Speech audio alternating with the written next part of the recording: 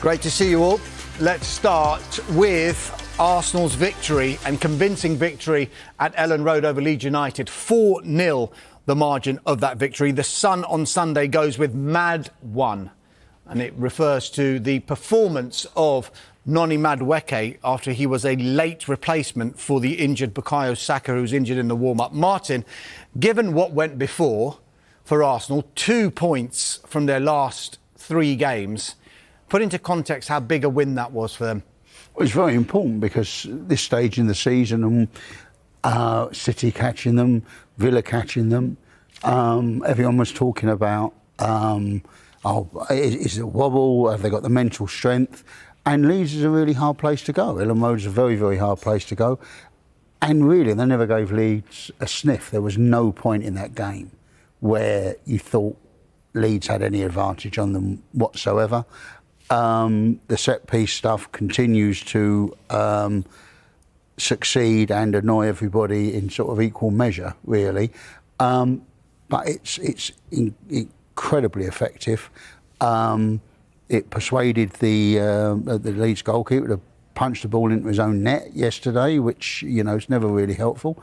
And they looked like a team that were in charge of the title race, which is what they are. I mean, you know, last week getting booed off, having lost their first home game since May the 3rd, was astonishing, really, because they're in command of this. They're in command of their Champions League, you know, of the Champions League table as well. Whether the meat wall, I think Johnny Northcroft called it in the Sunday Times today, whether the meat wall will work in the latter stages of the Champions League or whether you'll just get a free kick given against you, I'm not quite sure. But at the moment, and certainly domestically, it's theirs to lose.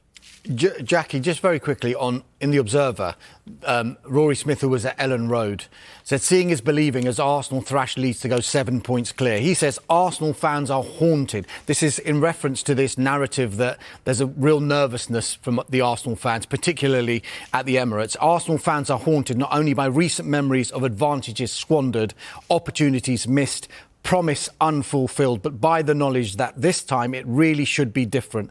The pressure of being top might be a privilege, but it is a pressure nevertheless.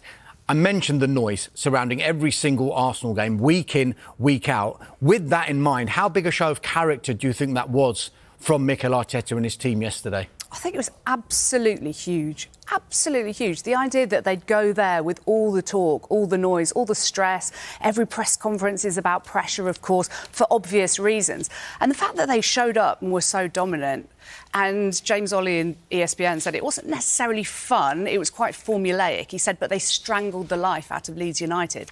Excellent. I mean, full marks for going to such a difficult place and doing that. And I think Leeds away is probably one of the teams you don't particularly want to go to when your confidence is quite fragile. And I think on that lead situation, the fact that they were 4 points clear, now 7, I rang Warren Barton in the week, who's my co-commentator for World Cups and Euros on the men's tournaments in the US. And I asked him about what it was like in the dressing room when he was at Newcastle United, and they were 12 points clear in January over Manchester United. And as we all know, that lead dissipated. I said to him, what happened in there? And he said, well, the pressure got to everybody. He said, we chopped and changed formations, we chopped and changed personnel, and a few of us, Les Ferdinand and me, wanted to have meetings about how we all felt, and that wasn't necessarily what was the done thing. It wasn't the pointing the finger at anybody. But they didn't do that, and they were just consumed by that pressure. And contrasting that to what Mikel Arteta's been saying is that we are having meetings, we are talking about how we feel. And his quotes in the week about, come on fans, just enjoy the fun. Let's just enjoy this. Let's hop on the boat, I think he said. I think he's handled it so far really well. I think there's still a long way to go. Long way to go, and you know we can slalom every week as to whether they've blown it or whether they're absolutely nailing it. It's somewhere in between, but the way they dealt with it yesterday was excellent. Riyadh, Oliver Holt from the Mail on Sunday was at Ellen Road as well. He says in other seasons, in other title pursuits, maybe Arsenal would have crumbled. Maybe they would have been beaten before a ball had been kicked. Maybe they would have succumbed to the narrative and felt sorry for themselves about Saka, who was injured before the game. Maybe their winless run would have been stretching to 4 by now. But this Arsenal did not crumble. Jackie alluded to it there. I was at the news conference from Mikel Arteta before this game on Friday. To me, he seemed calm. He seemed a man who was showing great authority and a little bit of spikiness as well, in good measure, in a good way, is how I read it. For all the nervousness with the fans, does he deserve a little bit of credit about how he's handling himself, particularly in these news conferences pre and post match? He does. Look, we're all going to talk about bottle and nerve and whether or not they're going to choke, right? Yeah, it's a valid discussion. Runner-up 3 times in a row, it's what Arsenal do, right? But you mentioned Saka there. The biggest variable here, I don't necessarily think, is Arsenal's psychology. It's just the fact that they've got this incredible squad. Look what Madueke did yesterday. That's what they've got this season that they haven't had before. So that's been the big shift. Then it becomes a question of, can they hold it together or are they going to fall apart? And it's like, I've looked at it since New Year's and that little run. They've dropped 7 points in 3 games. It's a little bit like watching Rory McIlroy go around Augusta. He leaves a putt short. That's it. It's Rory's choking. He's gone. His head's gone. Rory's not going to be able to hold it together. Arsenal lose against Man United. They're falling apart. But look at what Man City are doing. Man City have dropped more points in January than Arsenal have. Aston Villa have lost Tielemans, Kamara. They haven't got McGinn. They haven't got a Madueke to throw into the system. So who's chasing Arsenal? It's not 2019 where it's Man City and Liverpool going Hagler-Hearns.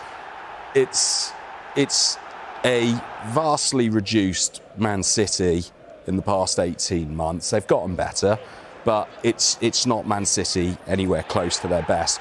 Where this gets interesting is if it does all click for City. I would love to see that. If Arsenal are getting chased by a full-blooded Man City, will they choke them? Because at the moment, the City that's chasing them isn't that scary, and that's where I think Arsenal have got an advantage. But all of which is secondary to the fact that they've got this incredible squad, where if someone is wobbling, you can sit him out and bring in someone brilliant.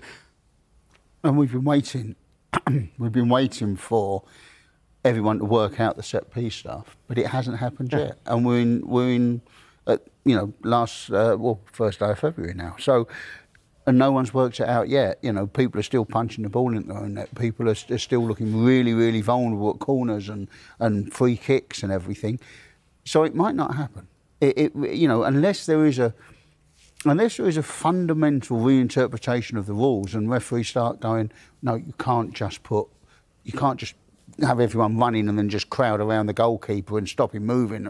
Unless something like that happens, I don't see anyone working this out, because Arsenal Man U last week, there was stuff going on, and the ball would come in. You're thinking, right, well, there's 4 fouls by Man U on Arsenal. There's 4 fouls by Arsenal on Man U. You don't know who's committed the first foul. You've got no way of making a decision if you're the referee. No way at all. So they just let it all slide. And it's very, very interesting. They've worked out a way around the system. They've worked out a way to score when not necessarily from open play all the time. Just picking up on that, Martin, Jackie, in the Sunday Times, and Martin mentioned it before about this meat wall and when Arsenal have set pieces. But Jonathan Northcroft, who was at Ellen Road, says this. Mikel Arteta once held up 2 water bottles in a press conference.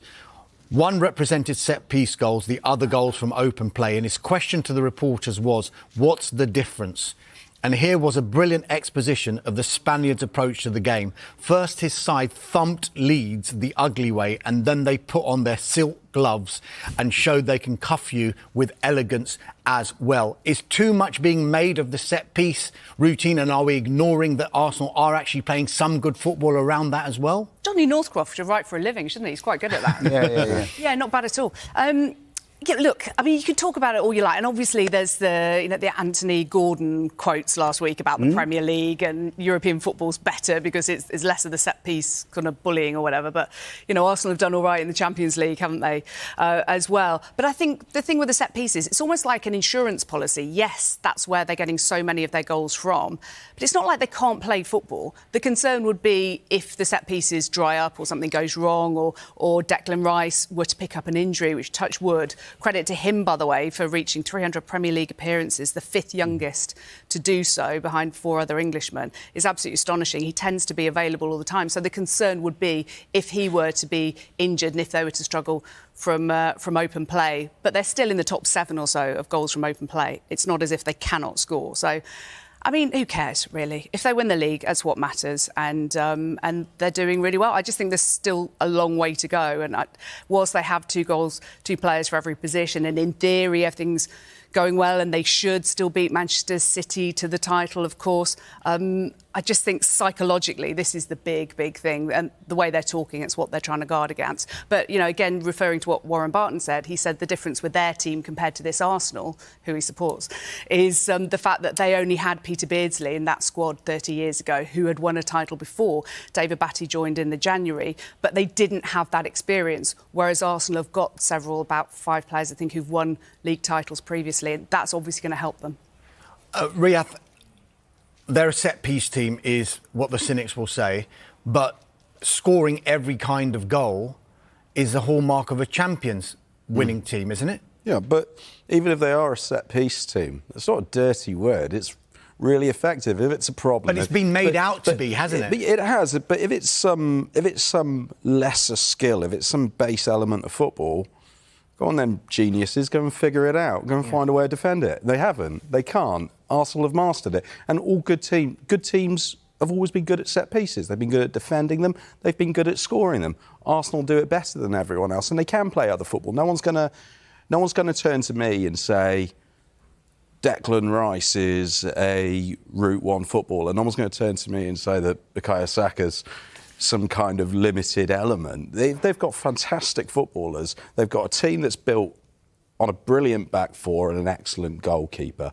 They've got brilliant technical players. Odegaard's not a clogger. Odegaard's not kicking someone 5 foot up in the air with an early reducer. They play everything really, really well, and they score a load of set pieces. It's like, look, I don't find them as beautiful to watch as, say, the earlier versions of Klopp, the really, the real intensity. I don't put it in a bracket with Guardiola's best sides, which I would still say would be the Aguero versions more so than the Haaland ones. But it's a brilliant side. It's a complete side. It does everything. And again, more to the point, if someone drops out, if Calafiori's not fit, you've got Hincapié stepping in. They've got 2 players who can step into a system, and the level doesn't drop. I think it's a brilliant. It's a legacy argument, isn't it? It's a legacy argument. The Arsenal set-piece thing is a legacy argument that in 10 years' time, do we look back on this season and go, oh yeah, well that was the corner and throwing season when it all, when it got boiled down to set-piece football, and it doesn't compare, as you say rightly there, it doesn't compare to, say, the peak Manchester City where you're just watching it and going, this is incredible. It doesn't compare to that. But, you've got to work out a way to defend against it. Is there an argument that, given the length of time it's been, 22 years since they won the title, and the desperation and the willingness they have to try and get it over the line this time, that we might see, if they do win it this season, that next season we might see a more expansive style of play because they won't have that pressure so much on them that when is this title going to be delivered? There is definitely that, and you also got to think that all of these coaches have got to work out a way of defending defending against the set pieces. That has got to be coming. There is a reason why very direct football doesn't actually win the World Cup or the Champions League or whatever, because the best coaches eventually, right, this is how you play against it. So, yes, that's quite possible. But if you're a fan of Arsenal, you're certainly not going to care, because, 1-0 to the Arsenal is still celebrated, even though everyone else watching George Graham's teams thought, they were a bit direct, they were a bit long for that, even for that era of English football, people thought, yeah, George, it's a bit long and they push it, they've got that offside trap or whatever. It's not the most fascinating thing to watch. Arsenal fans don't care, they still sing about it. Jackie, very quickly before we go to the break, there was another team in this game, of course, Leeds United.